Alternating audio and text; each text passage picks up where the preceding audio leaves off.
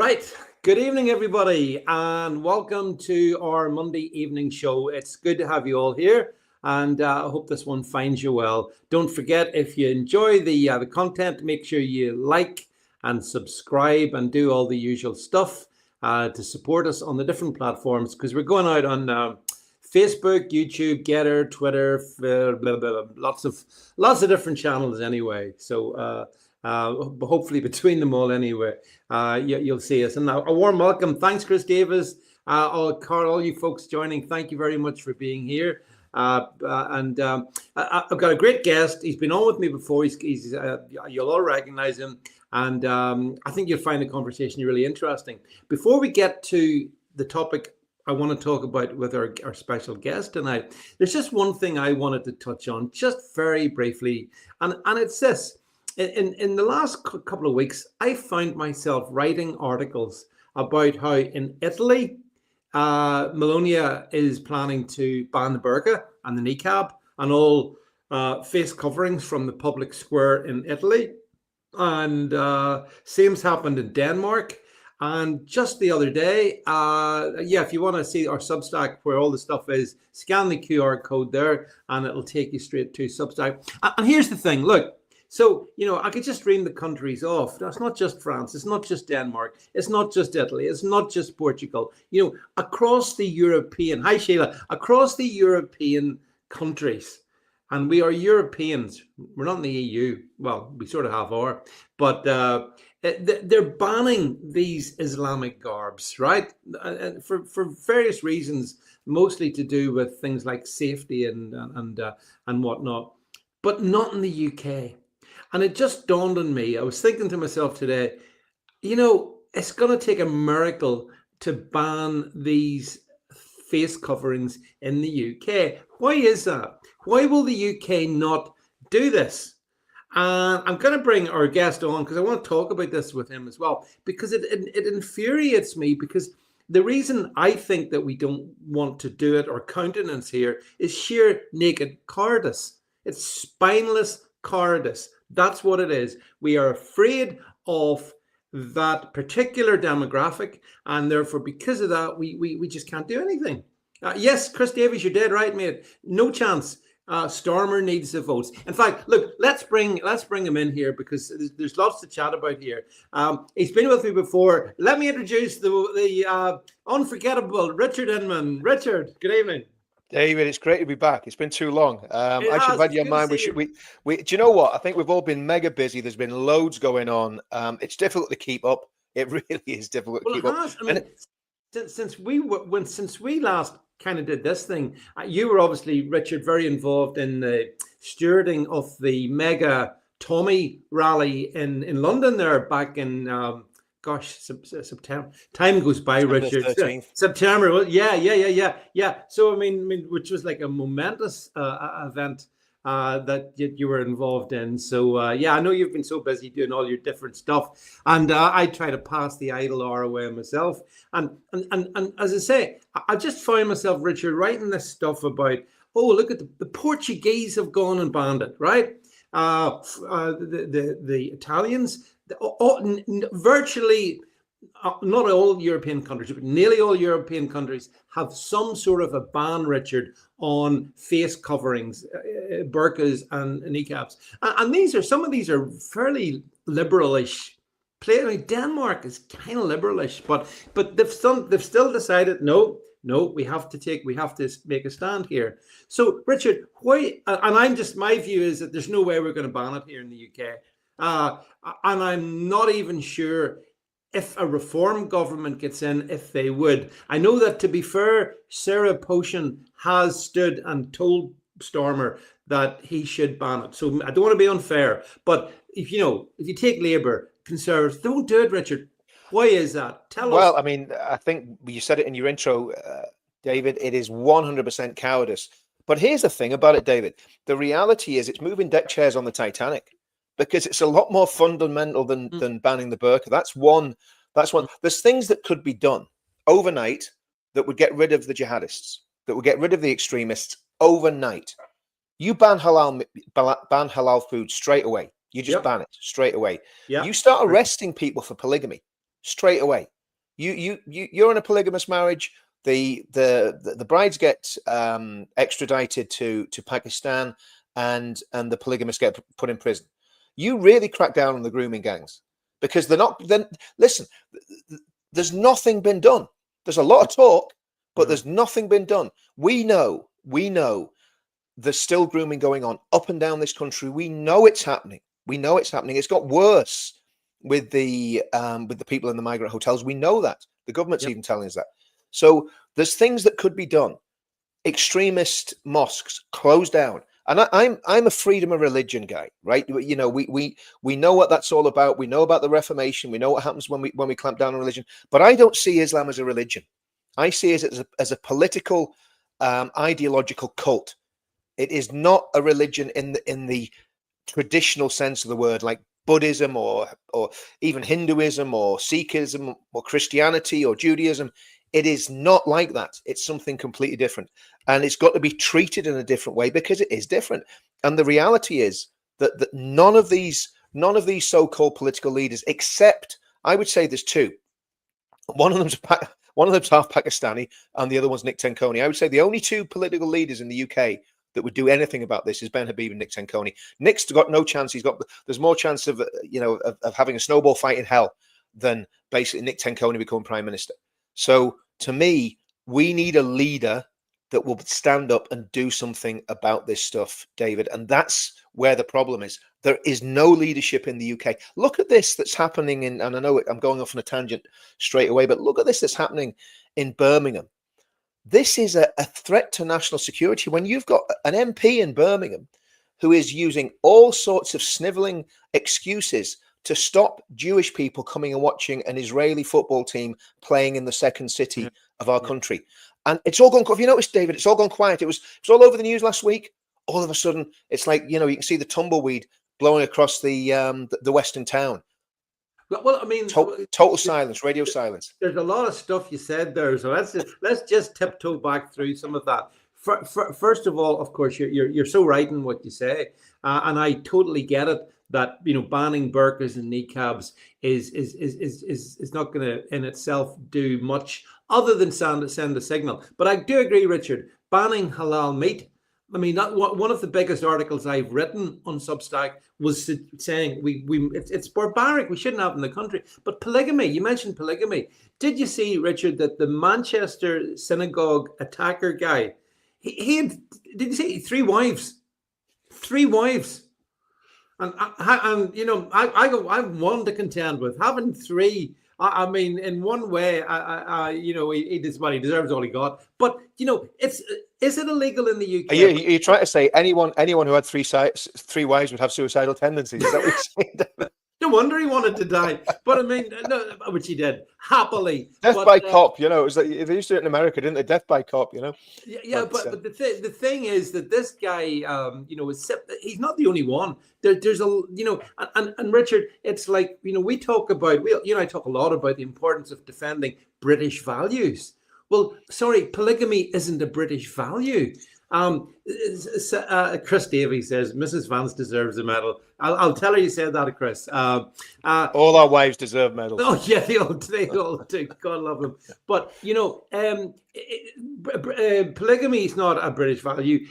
Marrying your first cousin in these times is not a British value. Now, I know it happened in the past, but not in these times. A long time ago. A long time ago, right? It's amazing when cousin marriage was outlawed. All of a sudden, the IQ of the average Brit went through the roof. Apart from maybe in Hartlepool.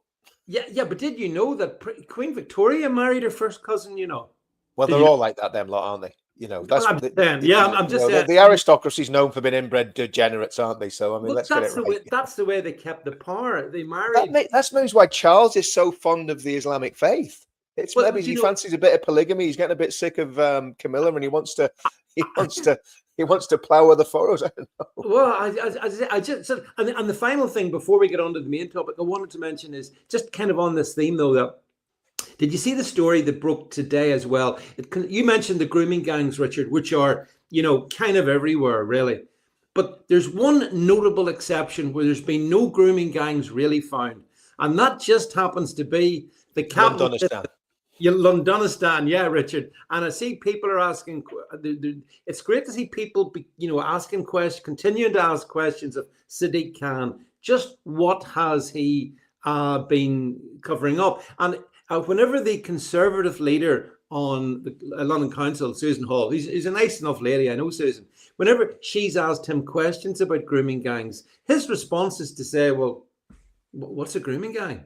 Because he's playing word games, right? So, do you think, Richard, that I'm sure you do think that London has grooming gangs, and could it be the biggest grooming gang scandal of them all? What do you think? Well, how many Pakistanis are in London? And I know that sounds very crass, but that is really the test of where the reality is. Let's get this right. There have been cases in the UK of grooming among different Muslim communities, but a lot of them have been driven by the Pakistani mafia. And what we've got to understand, and this is going to sound racist, but it's not racist. It's a fact. There is a Pakistani mafia operating up and down the country, from Luton to Oxford to Middlesbrough to Bradford to Keighley to Telford to Rotherham to Rochdale, right the way up to Glasgow. So if there's a Pakistani community in London, it's almost certain that it's going on. But here's the thing. In England, it's primarily Pakistani. In Holland, it was primarily Moroccan. In Africa, it's the Fulani. Now, sorry, in West Africa, Nigeria, the Western those areas, where, the what's called the bloody borders of Islam, and you could go right the way through that. And of course, in Pakistan, you've got an even worse problem. You've got the dancing boys in Pakistan, these little 13, 14-year-old boys that are taken, and we know what happens to them. I'm not going to say on the channel because we don't want to get you banned.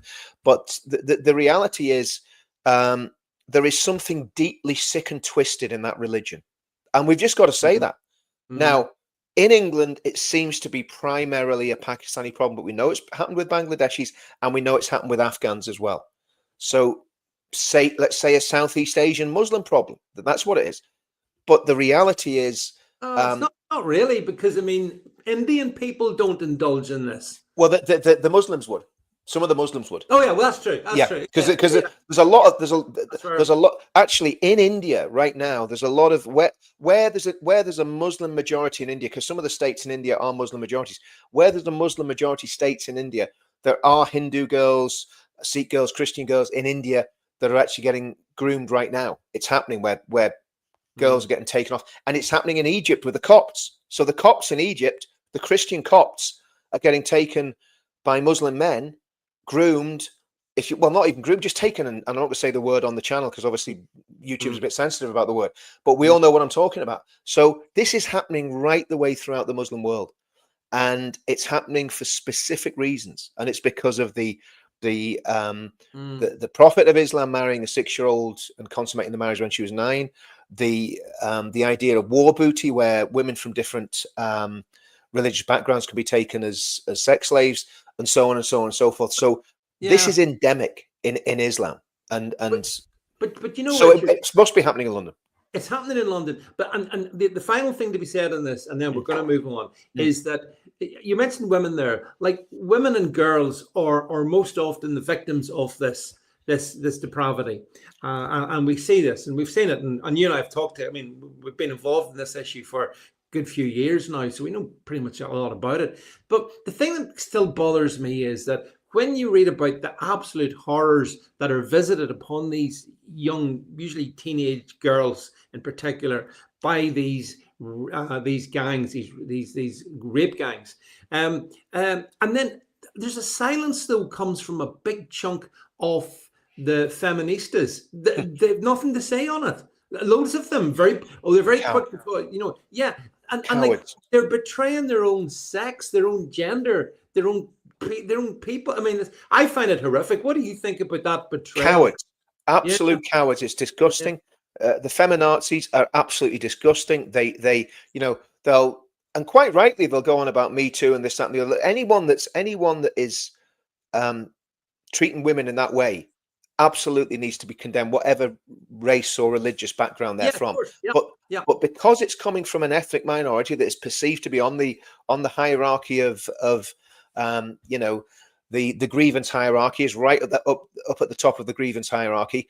They won't say a word about it because it doesn't fit their narrative, and it's absolutely disgusting cowardice. What they'll say when we talk about grooming, guys, oh, but most of the sexual assaults that happen in the UK are done by white men. Well, yeah, that's because most of the men in the UK are still at the minute white men. I'm not even sure if that's true anymore. But the reality is that what we're talking at is a very, very specific sexual offense, and it's family-based, group-based, generational grooming, because you can have fathers, sons, and even grandfathers involved in these cases, right? And it is organized crime as well. These gangs are not just doing grooming. They're doing drugs. They're doing people trafficking. They're doing money laundering. They are a mafia. And that's when we made those films in Telford, what we uncovered was a mafia. And I'm going to talk about, I've got to dive onto Paul Thorpe's about between 9 and 30 We're going to talk about this with Paul as well, because he's talking about the same issue. This whole issue of grooming is the biggest scandal in British history, British legal history, without a shadow of a doubt. There's no doubt about it. Now, the other thing is this, David. We're talking about women. One of the things that could actually break this misogynistic, supremacist, ideological cult is the women, the Bangladeshi and Pakistani, predominantly the majority of Muslims in our country are Bangladeshi and Pakistani. Obviously, there's a lot of others coming in from different places now, right? But predominantly that's been the core of it, right?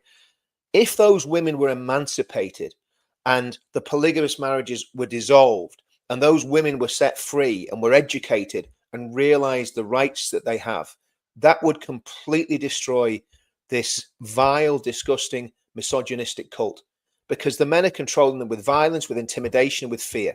And that's a fact. So banning the burqa would actually probably go a long way to emancipating those women. Although I do wonder how, like allowing the burqa to continue and introducing digital ID. Now, there's a contradiction you have to wobble your head at. How's that one going to work then? Oh, here's me with my burqa. So therefore, you know who I mean. Ultimately, we summed it up nicely at the beginning, Richard. You've spoken very well on it. It's political cowardice. It's playing to the voter base. It's all of those things and the above. And things are just getting worse, until we find a way to make a massive political climate, political change that will enable us to do what even the bloody French have done. I mean, the French have done it, and France has massive problems, mind you, but they've done that. So yeah. Anyway, Richard, I want to bring it back to now. Richard and I were having a chat as we do off air in the past week, and Richard came up with something which I thought really interested me, because I mean, being a far right extremist conspiracy theorist as I am, or some people would have you believe, I'm always a bit suspicious of government. In fact, I'm very suspicious of government. But actually, I'm quite naive, and the reason I'm quite naive. Well, Richard's going to explain to you. We got onto the topic, Richard, didn't we, about this whole government sort of anti-terrorist strategy that they have, which has been a massive failure, by the way, massive failure. Let's see if we get some advanced UK fans in the stream here. Hello, Advance. Join Advance and vote Advance. I just see now there. So Advance is going to take over Northern Ireland, David. It's going to take over Northern Ireland. It's going to. It's just a trigger. Baby steps. Now, Richard, on this, so the government has this thing. It's called the prevent strategy, isn't it? Yeah. And you started to do a little bit of investigation of it. Yeah, and I mean, I'm really over to you. Yeah, sure. So basically, we've got Basil the Great. You know Basil the Great on Twitter. He's got a massive following. I need to do social media, because I look at all these guys and how do you get to have that many followers on Twitter? You know what I mean? But anyway, Basil's got a great following on Twitter, and I saw it. I think it was Basil. There was a tweet. It was Basil or one of the guys put a tweet out, and it was just a snapshot from the Prevent program. And I was like, and I read it, I went, what? So basically what it was doing, it was basically equating right-wing thinkers and right-wing political activists like us with terrorists. I mean, I'll go through the document. So what I did was I went, okay, let's Google this just to make sure he's got it right. Because there was a screenshot. I thought, okay, somebody could have doctored that. And it's not that I doubt Basil because he's a great guy and he wouldn't do that. But I just thought I always check my sources because I'm going to talk about something. Good idea. Yeah. I want to make sure it's absolutely nailed on. So anyway, that opened up a whole can of worms. I mean, not much work got done on. I think whatever day it was I spoke to you last week, David. Not much work got done because I went down the rabbit hole, and you know what it's like when you go down the rabbit hole. It takes you a long time to come back up for air. So I went down the rabbit hole of prevent, and there's the links are actually in the document, and I will post the links in my videos after this. Well, actually, I'm going to say something. You might not even want to go on there. They don't take any details off you, but knowing the government, they probably know exactly who it was that was doing the course. So anyway, you can go online and do the prevent course. And I thought, well, I don't want to do the whole thing because it'll take ages. So it said, have you done prevent before? And I said yes, which of course I haven't. And I did the refresher. I did the refresher prevent course, right? Yeah. But that was enough. And what I did was, I'm sure this is quite fine, and the government won't be upset by this. I basically copied and pasted all of the course into a PDF. So we've got the document. But I don't know if Jed can share that up on the screen here. And I'm gonna go to, well, there we go. So I can read that. I've got my glasses on, so that's fine.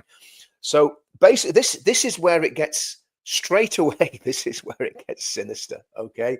So extremism and terrorism. Let's just read what it says. Extremism and terrorism are sometimes used interchangeably. Both pose a threat to people, but they have very distinct definitions. Extremism, now think about this. Extremism is the vocal or active opposition to fundamental British values. I mean, do you know what? When you read this, David, right? It's comical. It's actually it's funny because you'll see how it contradicts itself, okay? So extremism is the vocal or active opposition to fundamental British values, including democracy, the rule of law, individual liberty, and mutual respect and tolerance of different faiths and beliefs. Now, I would actually go as far as to say mutual respect and tolerance of different faiths and beliefs is actually not a British value because Britain's a Christian country. So I just don't agree that that's a British value, but that's just me. Anyway. Well, actually, Richard, if you check British history for about the last 400 or 500 years, you will see that is most definitely what they're saying. It doesn't sync with history. Well, I mean, you couldn't even be the king or the prime minister if you were Catholic until about 10 years ago, until Tony Blair converted to Catholicism. You know, so Blair's a lot to answer for, but there we go. What turns any type of extremism into terrorism is the belief in using violence to further your cause. Okay, okay. Fair enough. Terrorism is an action or threat designed to influence the government or intimidate the public. Its purpose is to advance a political, religious, or ideological cause. Now, I want to think about it. I don't want to get too anal on this, but I want us to think about what all these definitions are saying. So terrorism is an action or threat. A threat? Is a threat really terrorism, David? I would have thought it was an act. A terrorism is an... That's what I would think. Or a conspiracy to commit an act. But it's, if you threaten to put 10,000 people on the streets, is that terrorism? Surely not. So because that could influence government or intimidate the public. So what they're doing is they're broadening the definition of terrorism. And again, that in itself, I think, is very sinister. Then it goes on. It's important to remember that not all extremist groups, whether Islamist, extreme. Now, this is the one to really focus in on, folks. Whether Islamist, forget about the Islamist bit. We all know what that is. Extreme right wing or other will commit terrorist or violent acts. However, some groups pose particular threats, both online and offline. If we can have the next slide there, Jed, let's have a look. Is that we got it? Yeah. Okay. Here we go. So now, David, I'm going to ask you a question before we look at this document. Yeah. What do we know from what the government tell us, from what MI5 have told us? MI5 have told us, the police have told us, the government keeps telling us. What is the biggest threat in terms of the percentage of people and convictions and radicalized people in the country? What's the biggest threat? It's obviously Islam, Richard. It's Islam. Okay. Now, I don't know whether the guy making this document was a little bit dyslexic. Nothing wrong with dyslexia. I'm dyslexic, but he seemed to get it wrong way around. So the first terrorist ideology that's named in the document is extreme right wing. Now, listen to this. This is really, really important. We define extreme right-wing terrorism. Now, listen to this.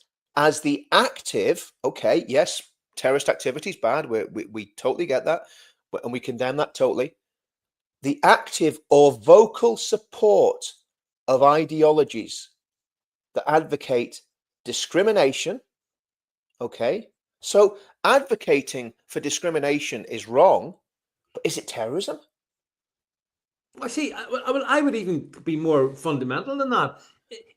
I think that advocating discrimination can be a good thing. Well, that's right. Yes, absolutely. If we discriminate against the practices we were talking about 5 minutes ago, absolutely, absolutely. If I'd want to discriminate against people carrying out female genital mutilation, I think that's a good thing. Discriminating against hate. This is quite a basic point that you totally get, Richard. And any Christian should get this. We are instructed as Christians, we shouldn't be tolerant of evil. So don't give a damn what a government document's telling me. I will oppose evil and discriminate evil. So sorry, just on that one. No, absolutely right, David. That's absolutely right, and I completely agree on that. So basically, if you're advocating for discrimination against evil, like we're saying, because we believe that Islamism, in other words, this extreme Islamic ideology, is dangerous, is damaging to British culture, is damaging to the body politic, and according to this document, that makes us terrorists. And that's why this is so chilling. Okay, that advocate discrimination or violence against minority groups. Now, I absolutely, like you, David, I would 100% discriminate against jihadists. I think jihadists should be discriminated against. I think they should have their freedoms taken off them, and they should be put in prison before they kill people. I think that's fair. Or deported. Deported or put in prison. If they've been here, if the families have been here since 1950, well, then maybe we can't deport them. I don't know, but I mean, they certainly need to come under some legal sanction. So, does that mean the government are now terrorists? I mean, this is the double speak. This is the Orwellian double speak that this nonsense is made up of. And then it goes on to this, and this is where I think it's very, very chilling. The three most common subcategories of extreme right-wing terrorist ideologies and their narratives are is white supremacism at the top of the list there? No. What about ethno-nationalism? We don't really like ethno-nationalism either. I don't think that's a really good idea. Is that top of the list? No. Cultural nationalism. Yeah, that's a killer. Yeah, is top of the list. Now, I'm sorry. Hands up, guilty. Come and kick my door in, smash my door in, take all my electronic devices away from me. I am a cultural nationalist. Sorry, I'm guilty as charged. We should be. Yeah. Western culture, cultural nationalism believes that Western culture is under threat from mass migration. Is that true? Is that something that we can believe in? And a lack of integration by certain ethnic and cultural groups. So if we believe what Douglas Murray believes, what all the great thinkers on the right believe, then according to this, we're terrorists. That's it. Because that's the link, Richard. Yeah. If you basically support British values and think they are superior to other values, you're a terrorist. Absolutely by this right. definition. Absolutely right. And I think that's probably one of the most chilling documents I've ever seen produced by the British government, and they've made some absolute stinkers. I mean, the Islamophobia definition being a prime one. I mean, and just imagine, David, if they managed to get that Islamophobia definition through, which they've tweaked it now. The Islamophobia definition, they're not going to talk about Islamophobia. They're going to talk about anti-Muslim hatred. And listen, let's get it right. It's wrong to hate anybody. If you're a Christian, you can't hate anybody. You literally can't.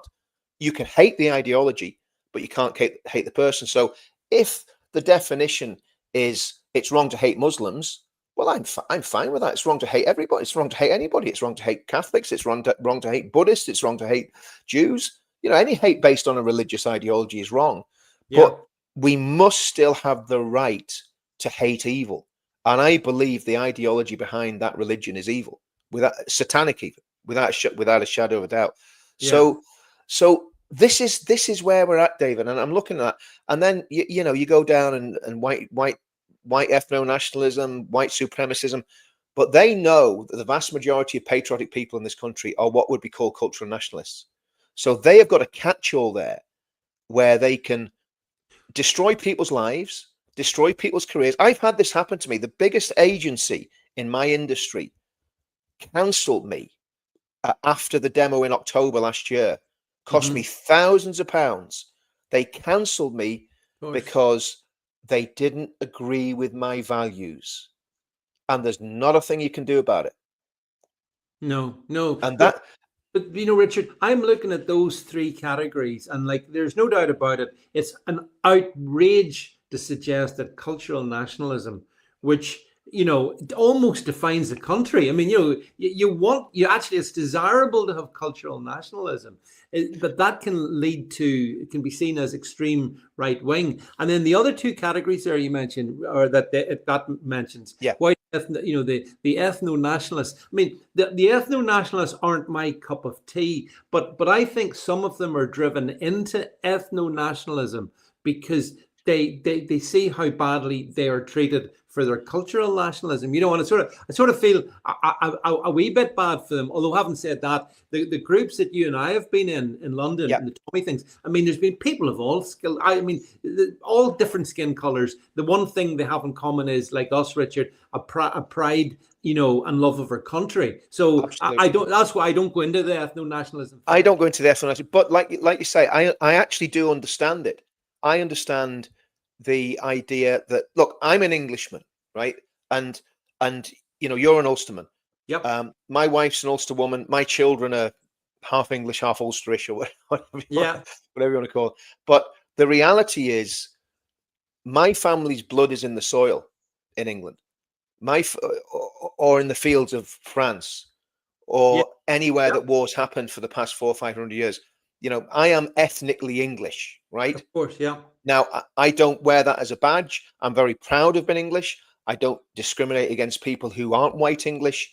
But at the same time, your ethnicity does have to count for something. Because if you're a West Indian of West Indian heritage, and I got loads of friends of West Indian heritage, right?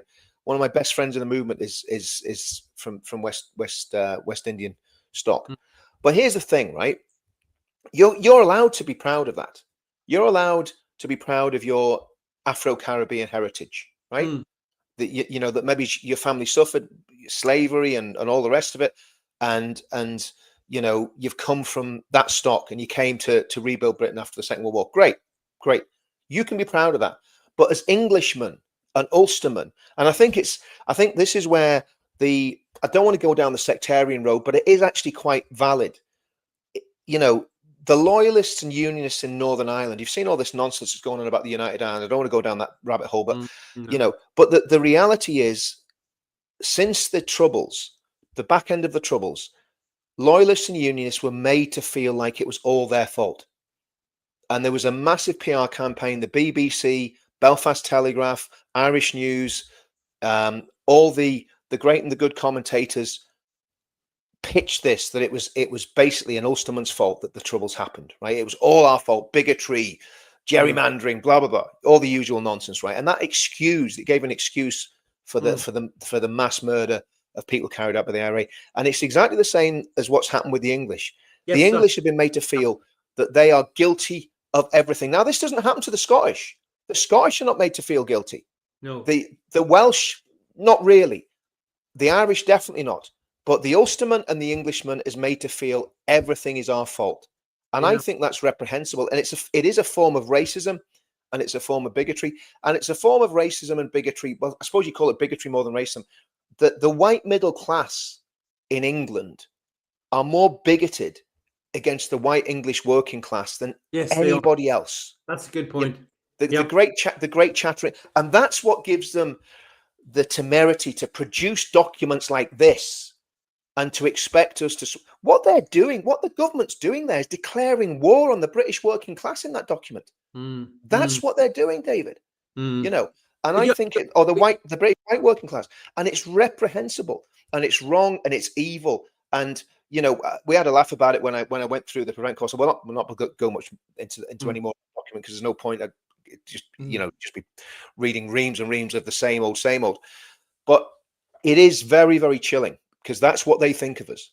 And You see, yeah, Richard, one of the things that my producer, who we've spoken to off air, Jed, and we often talk about is the fact that he's English and his yeah, roots go back, not just 50, 100, it goes back hundreds and hundreds and hundreds of a years. thousand. My family, Yeah, 1,000 years at least. 100,000 years. Yes, exactly. And I know my own roots because I've traced them Yeah, back certainly to the 1600s. So I know, and they're in the soil of the country I live in. So, yeah, so this is why, I do welcome people from ethnicities who come here and integrate and support. yeah, I've even today on Diwali, happy Diwali to all my legions of Indian fans. I appreciate them so yeah, much. But the thing is that your Englishness, Richard, is in you, and it can't be taken. The fact that you're being penalised for you're guilty of being English in England. Come on, yeah. how? Because the middle class haters who devise documents like the one you've put up on screen, Richard, they're the self haters. They have been conditioned to hate the stuff that made us great. Actually, if you think about it.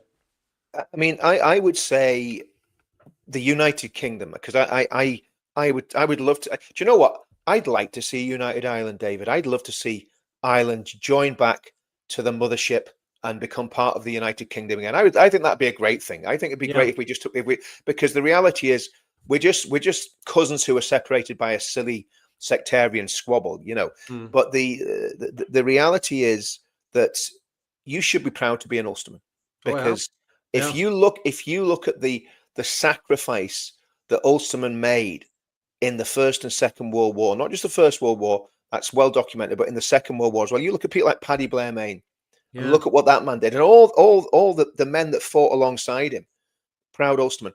And I'm proud to be English because when you look at the inventions that came out of England, you look at the thinking that, and actually if you're Scottish as well, I mean, this if you look at what the Scottish did in the British Empire, do you know what? I'm proud of the British Empire. The United Kingdom itself is this remarkable thing, and it does combine the best of, I think, the four home nations. But as you say, Richard, you're right to point it out. Though the Scots don't get the bad PR. Yeah. The English do, and that here in Northern Ireland we do, and the Welsh, I'm not sure what they get, but Wales has always been kind of in the shadow of England, so it's a bit tricky for them, I suppose. I was going to say something about sheep, but I bit my tongue. No. But I mean, and James Jameson agrees with you. He agrees we should be proud of the empire. And sort of, I am unambiguously. I mean, no empires are perfect, Richard. The British Empire did bad things, but every empire in history does. The current empire in history, there's an empire at the moment. It's called the American Empire. It's been there since 1945. It's done things. It's got things wrong as well. Yeah. No, you're holding people to an impossible standard if you say, look, basically rule the world, but make sure you do everything perfect. It doesn't work like that. It does more like that because you're dealing with imperfect people. But let's get it right. We exported a legal system. We exported the King James Version of the Bible. We exported Protestant Christianity. The missionary movement did massive, not just gospel preaching work, but it was involved in healthcare. It was involved in helping to create good governance. And even if I remember rightly, the practice that the Hindus had of burning the wife on the funeral. Yes. Yeah, we did. I mean, imagine you were a poor woman that was in a bad marriage to some Hindu geezer. He croaks it, and then you end up getting thrown in the bonfire with him. I mean, and we stopped the transatlantic slave trade. Exactly, and it was Christians that did that. It was William Carey in India who was the first missionary to India, the first Protestant missionary to India that got that banned. He lobbied. I can't remember the name of the guy, but there was a British general, I think, ended up banning it. But it was Carey that brought that to his attention. And with the slave trade, it was William Wilberforce who was heavily influenced by John Wesley and George Whitefield. So all of this came out of Protestant evangelical revival Christianity. And that's what made the British Empire great. If we hadn't had that restraint on us, we'd have been like the Spanish Empire, we'd have been like the Roman Empire, we'd have been like the Ottomans. But we had that restraint of Protestant Christianity holding everything together. And you can't even talk about that now, David. No. I see a comment here. Someone says, I go to a little bar in Belfast and the walls of the 36th Division, or the men are all on it. My great grandfather Vance died on the 1st of July 1916, along with, so he was 31-year-old then. So, Richard, as you say, and it's a very profound point, these things are in you. Like you cut us open, and that's what's in here. But it's a unified thing. My great grandfather gave his life for the for this UK, and similarly with so generations of English, Scottish, and Welshmen. But that's why I do struggle then when I see people coming here in the last 40, probably the last 40, 50 years, and declaring that, well, they're as English as the rest of us, or British, but they're not. It's true, they're not. No. I mean, and well, they could say that they're as British as the rest of us if they identify the empire. Yeah, say they're as British. Fair. That's fair. And here's where I've got to. I would be slightly different on this one. I would say if we've got a Paul Ince or a Saul Campbell or Theo Walcott, those people are not genetically English, but my goodness, they were very valuable members of the English team, and it's the same now when you look at the England team now. Yeah. And if those men will pull on an England shirt and say I'm English, now here's the thing: if they're just doing that for selfish reasons, then it's wrong. But if they're doing that because they love the country and they were born in the country, then I would say yes, they're English, but they're not genetically English. There's a difference, isn't there? So are you saying, I'll throw this curveball at you. Yeah. So are you suggesting to me that if you're born in a stable, you must be a horse, or are you telling me if you're born in a stable, you could be a horse? Well, you could be a horse if you're playing for the England team. Yeah, and I agree, because I've watched those games with those guys, Richard, belting out the national anthem and the pride and the badge, and I've seen all that. Which is this is where I think you and I deviate from the ethno. We'll exactly. flagged off for saying this, but I think don't care. I mean, what I think my point is that there's if you're born in England, then you might not be genetically Anglo-Saxon or whatever we are. We're not all obviously Anglo-Saxon. We've got loads of Norman blooders and all sorts of, but we're pretty much a settled race. The British are the British, including the Irish, the Scottish, and the Welsh. We're pretty much settled, right? We're all Celtic, Norman, Viking, Anglo-Saxon. That's kind of the gene pool, right? Wasn't until so from that point of view, that's settled. And I think what I'm trying to say is, and again, you've got, I suppose I'm thinking this through as I'm going on the hoof, but the reality is genetically and historically, I am English, and my ancestors' blood is in the soil, right? And your ancestors' blood in the soil of also, I say that they could have died in France or whatever in the First, Second World War. Yeah. My wife's grandfather was a prisoner of war in the Second World War. The family going back signed the Solemn League and Covenant in whenever that was, 1912, I think it was, wasn't it? So my wife's proud Ulster through and through. I'm proud English through and through. But when someone's born in the country and they're willing to be an Englishman and play the part, then I'm happy with that. But what I'm not happy with is someone like Shabama Mahmood claiming that she's English when her affiliation is clearly by her actions with the Ummah, with the Muslim Islamic State, when she's lobbying against for Palestine by blockading Sainsbury's. As far as I'm concerned, she's forfeited any right she's got to ever call herself English or even identify as British. Well, these are all the people from the ancestral tribal lands of Pakistan. Exactly. And they come here, second generation. And the really bad thing is that their integration at best is totally superficial. And then once you go below the surface, you see this. So I agree with you. When people like, what's her name, the Zara Sultana. Dreadful. I mean, she's another one who disgusting. You can almost guarantee within a couple of 100 miles where their tribal heartlands are. There's a particular area that they tend to come from, and that's a problem.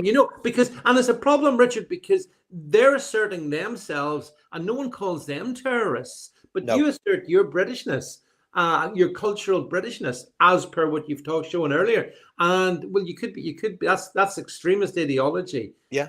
Well, Not. and the other thing is, David, you know, on the point of the why I'm against ethno nationalism, you know, when I look at some of the people that come to our rallies, think about Wendell, Yeah, Wendell, who's been yeah, doing it. When I served in the military, my regiment was from West Yorkshire. There was lads that were West Indian. One of my best mates was from Somalia, and I never even thought about him being a yeah, Muslim because he wasn't a Muslim. He was like one of the lads. I mean, he was just a mm, lad. Do you know what I mean? He went out, you know, we'd all mm, go out and beer partying together and all the rest of it. Great soldier. So when I look at I totally agree with that, Bess, I agree. 100%. They Yeah, should not. They should. If you're, and this is where it comes down to ideology.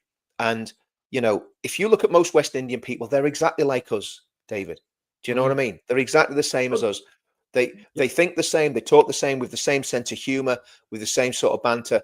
You know, mm, that's the way it is. A lot of Indian people are exactly like us as they well. are very much so. Yeah, But yeah, let's just get it right. It's Islam.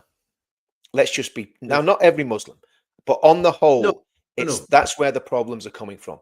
It's But not but coming from the West Indians. It's not coming from the Christian Nigerians. no, it's not. No, because they're being slaughtered, and the Yeah, BBC and no one else wants to talk about no them. one's talking about it. Mass slaughter of Christians in Nigeria. That's don't even talk about it. But you Yeah, want to talk about when Hamas kill fellow Palestinians, yeah, then well they don't like to talk about that either because that's kind of awkward for them at the moment. But I agree with what Beth said, by the way, that if you are wanting to be a member of Parliament, I think that you should. Yeah, Beth, you should swear in the Bible or absolutely. just don't sit there. I honestly think it's as basic as that. That's how you protect and retain the ethos or Christian ethos, Richard. And that'd be very easy to do. That'd be very easy to do. You know, that could be legislated for, but of course, what would happen is you'd have all the equality people jumping up and down, pulling their hair out. Forget about them. Forget, their time's done. Their time's done. We've got to find a way of pulling our country together. Mm, And for mm, me, we've got to pull it together with people that are like-minded. Our Jewish friends, our Hindu friends, our Sikh yep, friends, yep. our Afro-Caribbean friends, our Christian Nigerians. We've got to pull all those people together into our movement, and that's what we've been trying to do from the beginning. Is say, right, this Yep. is not a sectarian movement. We want everybody in the tent, and people like Shohab and other Muslims who are Muslim really in name only. They're not Quran Mm, bashing, mm. polygamizing, child, whatever, Mutilating. cousin Yeah. marrying, terrorists, right? No, they're not. No. But They're good people. But I talk to, as I say, I mean, I've quite a few Indian friends here in the Yeah. UK, and the one thing they've been saying to me for years now, this is not just today or Mm. yesterday, they've said to me, David, because we see what happens out in India, especially in Kashmir, where there's a significant Pakistani community, and they said, why is Britain allowing this in Britain? And they kind of feel very worried and stressed. And I've written about this out for Indian publications. Indian people feel uneasy here in the UK because they see that Islam, Richard, is gaining a dominance that they don't understand. Because how can it be so strong if they don't have that many MPs? I mean, at the moment anyway. How can it have this grip basically on us, is what I'm saying. Well, That's what they say to me. now here's what here's what I think. Nigel Farage and Tommy have both alluded to this, right? When Farage did his infamous interview, I think it was the one with Winston Marshall, where he said, "We can't beat them. We can't beat them." Yeah, the one earlier. Right? Yeah, yeah, Yeah, he said we yeah, can't beat them. Where did yeah. he get that from? Where did he get that from? And then Tommy said something when he was on the Dan Wootton, and then he repeated it when he was on the interview with that Jewish guy called Jonathan something, or I can't pronounce his surname, but the really good interview he did with a Jewish guy from the Spectator. And he said this twice now. He said MI6 told the Bishop of Pontefract, there was a meeting mediated by the Bishop of Pontefract between Diabandi leaders and the EDL, right? Must have been 2010, 2012, Yeah, somewhere around there, right? yeah. So Tommy goes to this meeting, right? And the Bishop of Pontefract told Tommy the MI6, and I'm not sure whether he got it right, whether it's MI6 or MI5, but one of the security, well, it could be MI6. They're dodgy, you know. Yeah. So I mean, look what they did in Northern Ireland, you know, with all their little sneaky deals with Martin McGuinness. Yeah. But so Tommy said MI6 had told this bishop that the future of the UK is Dear Bandy. Now, just for the viewers, let me explain what the Dear Bandy are. And the Dear Bandy make up 42% of Muslims in the UK. The Dear Bandy, same sentence, say Taliban, and you've got what the Dear Bandi are. The foot soldiers of the Taliban were radicalized in Dear Bandi madrasas in northern Pakistan and then sent across the border as cannon fodder to fight the Russians, the Americans, and anyone that was against Taliban rule. So it's an extremely radical conservative form of Islam, and it makes up 42% of the mosques in the UK. Another 10%, 9-10% are Salafi. Salafi is Qatar, ISIS, Al-Qaeda, right? Yeah. So we've got over 50%, 55% now of the mosques in the UK are extremist. Newton Ards, the mosque in Newton Ards, Dear Bandy. The mosque in Belfast, well, again, they play the cards very close to the chest, but you know, I've heard a lot of stuff coming out of that mosque that would be extremely worrying, including the guy that said ISIS, Mosul was the most peaceful city in the world when ISIS were controlling it. Well, it was peaceful because it killed everybody that were their enemies. So the point is that I think the government's terrified of Islam. They know that if they crack down, and that's why I think this ban will stay.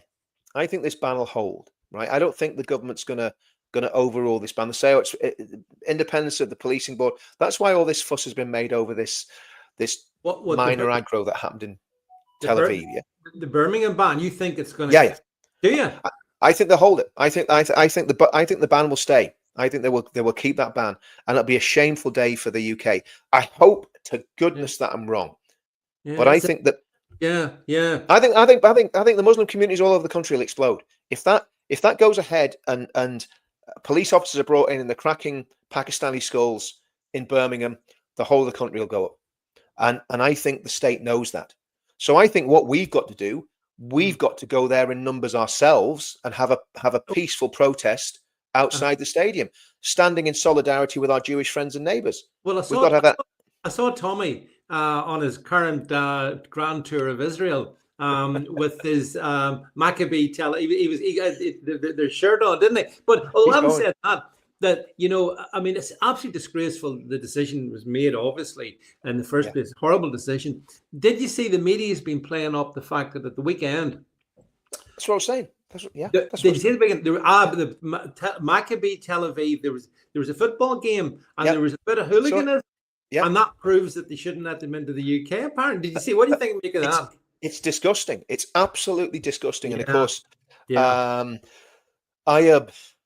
Khan, is that how you pronounce his name? Who, incidentally, we've got a photograph of him with the core of our grooming gang suspects in Telford, and the lawyer. I've seen that photo. Yeah. Ahmed Yaqub is also associated with that with those people that were in our videos, and we were looking very closely at these people, so we know what's got. We obviously, I don't want to get dragged through the court, so I'm going to be very careful what I say. Be careful. Yeah.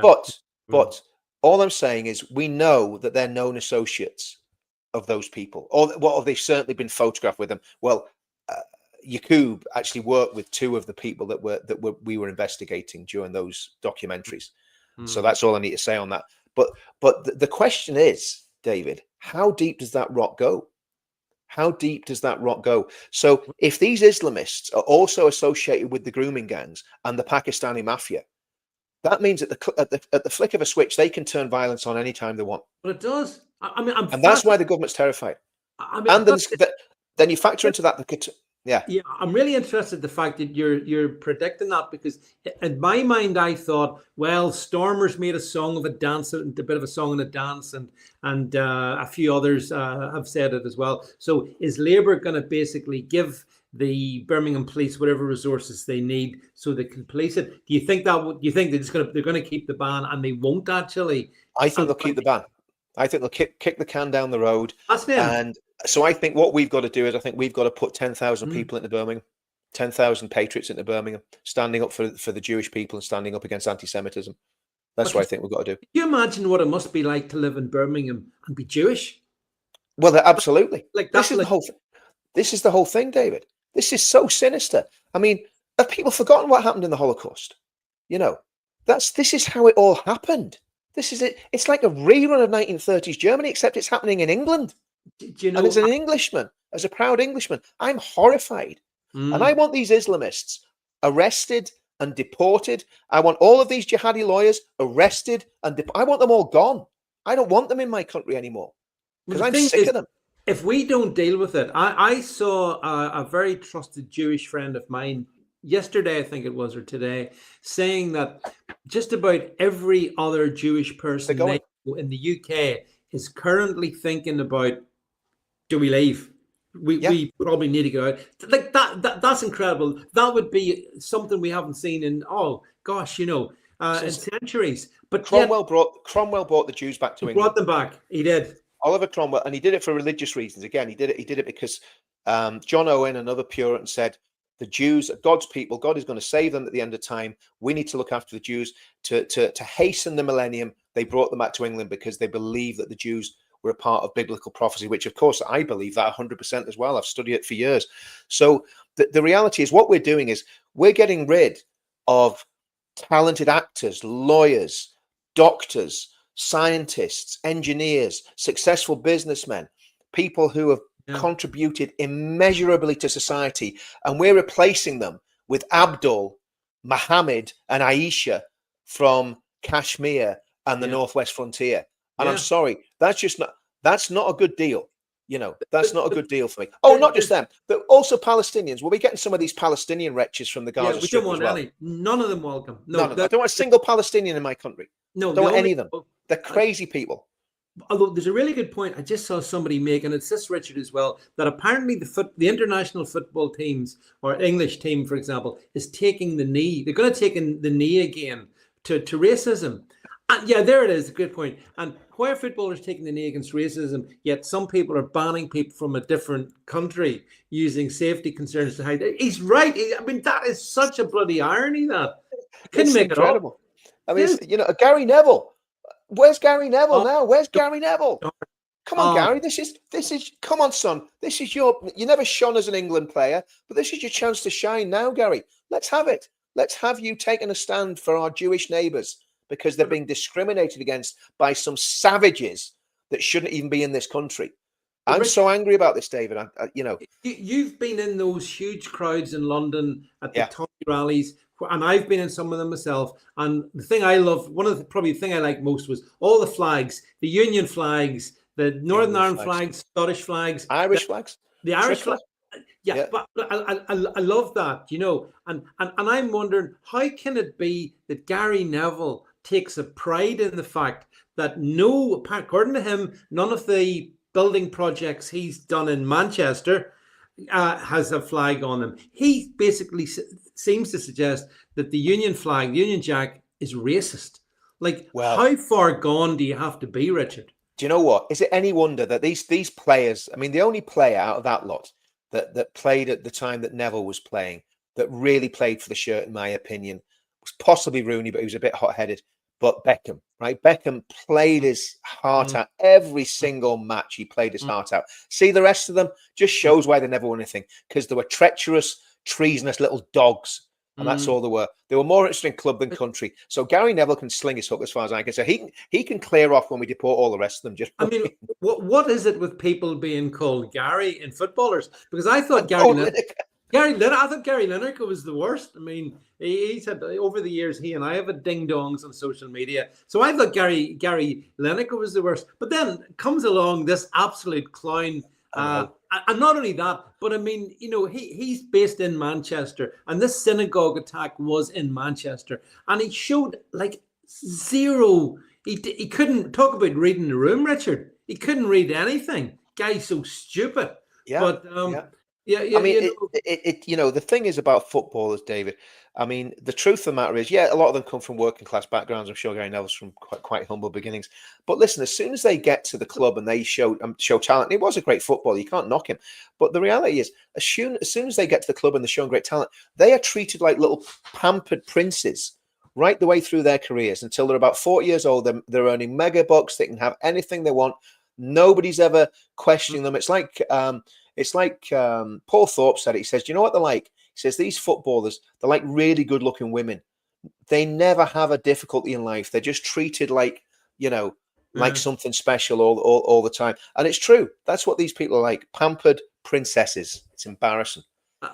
Just a final comment I want to read about. It's a good one. I saw who is it there? Yeah, someone called Grace says builders working on his sites in Manchester said that Kane, you couldn't make it up. I'm honest to God, you couldn't make this stuff up. They had flags from several different countries. It was the only the yeah, good Lord.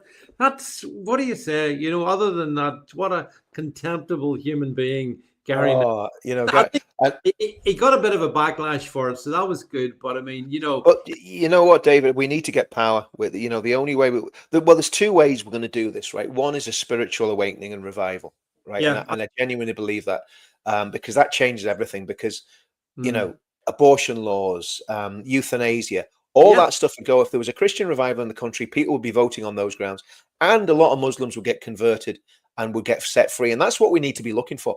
I do not hate Muslims at all. I no, feel really, especially the women, I feel really sorry for them, because I don't know if you remember Mufassal Islam. Oh man, yeah, he was, yeah. Remember, I did a lot of videos with Mufassal, and he had a big network of ex-Muslims. And crazily enough, he went back to Islam. I couldn't believe it, but he was under a lot of pressure.